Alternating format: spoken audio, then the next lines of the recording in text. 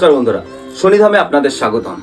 জীবনে যখন আপনার দেওয়াল একদম পিছনে পিঠ থেকে যাবে, অর্থাৎ আপনি যতই চেষ্টা করছেন না কেন সেখান থেকে বেরানোর কোনো পথ পাচ্ছেন না, তখন কিন্তু আপনি ভেবে নিন এই ক্ষেত্রে শনিদেবের উপায় করা আপনার জীবনের যত বড় বড় বাধা বিপত্তি থাকুক না কেন সেখান থেকে বের করে আনতে পারে। কথায় আছে, শনিদেব যদি কারোর উপর প্রসন্ন হয় তাকে ভিখারি থেকে রাজা করে দেয়, এবং যদি কারোর উপর কুপিত হয় সেখান থেকে কিন্তু রাজাকেও ভিখারি করে দিতে পারে। তাই শনিদেবের এই উপায়টি অত্যন্ত পজিটিভ হবে। করতে হবে কি, মাসের যে কোনো একটা শনিবার আপনি অবশ্যই উপবাস করুন এবং নিজের হাতে সরিষার তেল এবং তিল তেল দিয়ে শনিদেবকে অভিষেক করান এবং দুস্থদের কিছু দান করুন।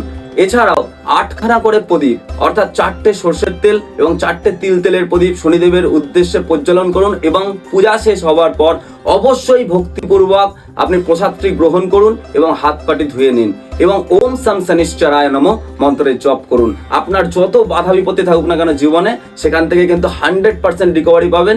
অবশ্যই কাউকে, কোনো মানুষকে প্রতারিত করবেন না, তাহলে কিন্তু শনিদেব আপনার উপরে নিশ্চয়ই সুফল প্রদান করবে। জয় শনিদেব, জয় শনিধাম।